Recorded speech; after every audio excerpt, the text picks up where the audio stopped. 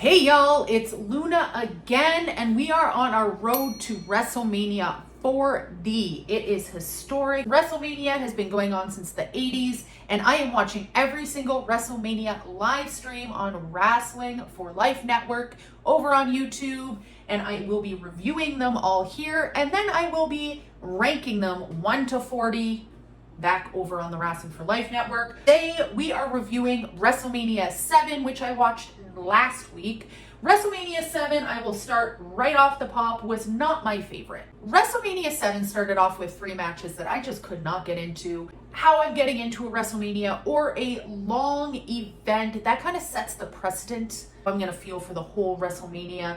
And then this WrestleMania kind of ended on a really low note as well. Probably one of my least favorite main event matches, probably of all time, because god damn WrestleMania 7. We will get into that. So I'm going to do WrestleMania 7, my thoughts, my opinions, because then I'm going to roll right into WrestleMania 8. Last week I was busy, so I did not review WrestleMania 7 right away, but trust me, I remember those feelings getting through that 3 hours. So let's get into WrestleMania 7. So WrestleMania 7, like I said, the first 3 matches, we had Coco Beware versus the Brooklyn Brawler. Coco Beware did end up defeating the Brooklyn Brawler. It was a singles match, wasn't for anything, don't care. Coco Beware comes out with a f***ing bird on his shoulder. Ooh, I hate birds. So, I mean, already I'm like, I gotta watch this match. I gotta watch this man with a bird. Coco Beware, I kind of put on some great matches. The WrestleManias previously to this, but, you know, I'm just not emotionally invested in this. Again, I'm a 90s kid. WrestleMania 7 did happen in the 90s, the very early 90s. This was 91. This happened at the Sports Arena in Los Angeles. Wasn't my favorite match. Started off the WrestleMania. Didn't really care. This went into the Rockers, so that is Shawn Michaels and Marty Jannetty. You know what? I love the Rockers. Like I said before, Shawn Michaels is in my top 3 of all time.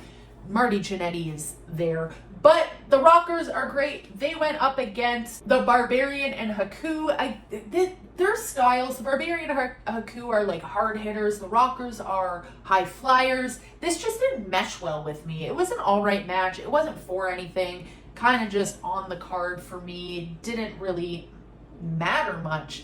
And then we went right into the Texas Tornado versus Dino Bravo with Jimmy Hart, which I always love to see some Jimmy Hart. Gotta love him. Gotta love that he was kind of all over the place in the 80s, 90s, just managing everybody, and I love Jimmy Hart. Owen Hart is the superior Hart. I digress. Again, just another singles match for nothing. It was just there. It didn't really drag me into too much. So going into the 4th match, we had the British Bulldog. He defeated Warlord. It's really hard to say. I've been saying Wardlow, you know, Warlord. So Warlord, if you don't know, he's part of Powers of Pain in the WWF, that tag team with the Barbarian. This was a pretty good match. You know, I love the British Bulldog. Don't love how he treated his dog back in the day. If you know, you know. But in the ring, British Bulldog, I really enjoy him. This was a pretty solid match.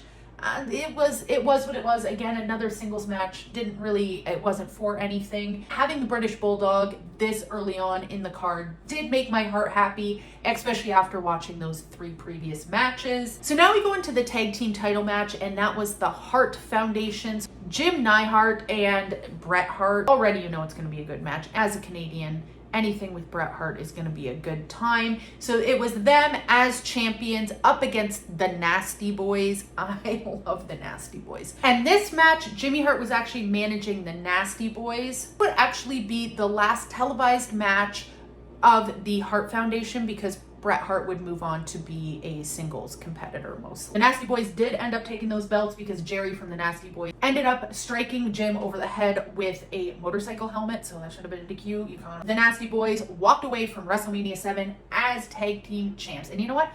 I'm a huge Hart stan. I'm a huge Hart fan. Seeing the Nasty Boys with those tag belts kind of felt right. Out of this WrestleMania so far, this was the only match that I actually thoroughly enjoyed. We did get Jake the Snake, and if you have been watching my stream, if you have been watching my reviews, I have a new love for Jake the Snake Roberts. He's just carrying these WrestleManias for me. I liked him in the past, but now watching these in order, I I just found a new love for Jake the Snake Roberts. So he ends up defeating Rick Martel, and this ended up being a blindfold match, which I didn't absolutely love. This is probably one of my least favorite matches of Jake the Snake in the WrestleMania so far. They were both wearing blindfolds and blindly having a match. I don't know if you guys like the blindfold matches. All the athleticism is kind of taken out of it for the most part because you're wearing a fucking blindfold. Most importantly,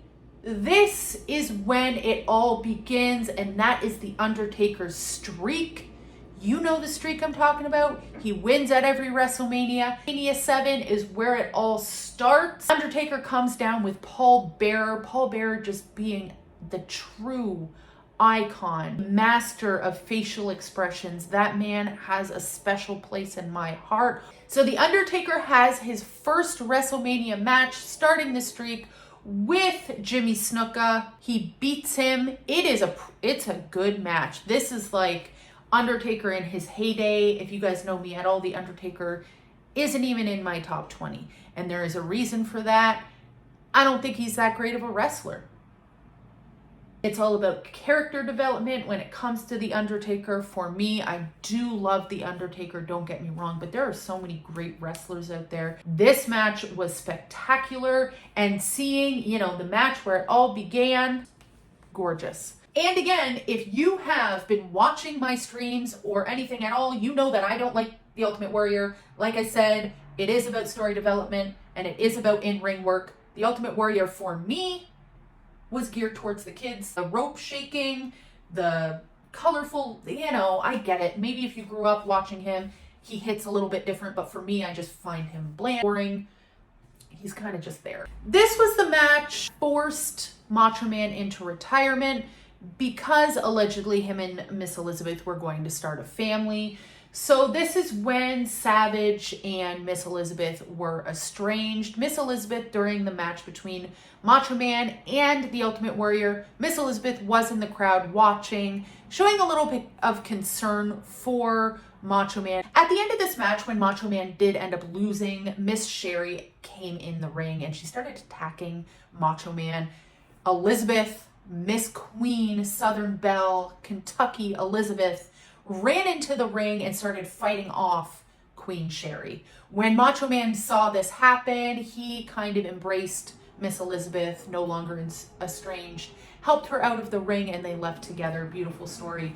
But as we all know, they did not start a family together. But this was Macho Man's retirement match, losing against The Ultimate Warrior. So while I have said that I don't love WrestleMania 7, there were a few great matches, and this was one of them. There's so much emotion in this match, and I feel like Macho Man can really pull anything out of a person. We also had an IC championship match, which was against Big Boss Man and Mr. Perfect.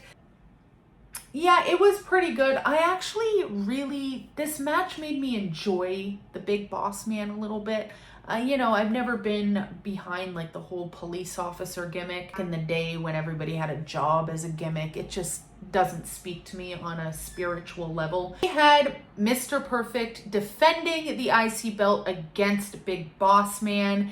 This match ended in disqualification. The Barbarian and Haku attacked Big Boss Man, so Big Boss Man won by disqualification, meaning Mr. Perfect kept the IC belt, which, okay, it happened. It was there. I really enjoyed Mr. Perfect, but this match didn't really get me into any sort of feels. It did nothing for me besides appreciate the Big Boss Man a little bit more. At Earthquake with Jimmy Hart, here we go with Jimmy Hart again. It's a singles match, Earthquake versus Greg Valentine. I really enjoy Greg Valentine. Greg Valentine versus Roddy Piper. I love me a good dog collar match. Phenomenal. This match did nothing for me either. I don't like Earthquake. I don't understand it. Having Greg Valentine down in the ring and he kind of just jumps around him, giving the Earthquake effect. Not my style of wrestling, y'all. I do really enjoy Greg Valentine, but I just could have went without seeing this in my entire life. We did get another tag team match, not for anything, but this was the Legion of Doom versus Power and Glory, Hawk and Animal. But I didn't really care about this. That being said, Legions of Doom, I really love Hawk and Animal. So I will give them that. Always love their energy. Always love seeing them. Now, a match that I thoroughly enjoyed. I did not think I was going to love this as much as I did. Virgil with Roddy Piper versus Ted DiBiase. Now, holy shoot, do I love Roddy Piper. Thanks for joining us. Virgil, didn't know you could get down like that. Didn't know you were stacked like that. I was getting a little bored during this WrestleMania, y'all. And when I tell you, Virgil, single-handedly brought me back into this WrestleMania. And Ted DiBiase, man, I really enjoy him, but Virgil really knocked it out of the park for me personally. He ended up defeating Ted DiBiase by count out. Just watch this match because it brought me back down to earth because I was spiraling trying to get through this WrestleMania 7.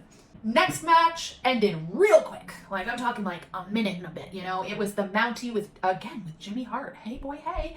Defeating Tito Santana by pinfall. Not much I could say about this. Not much I could say about it because, like I said, it was a minute long. Just awful.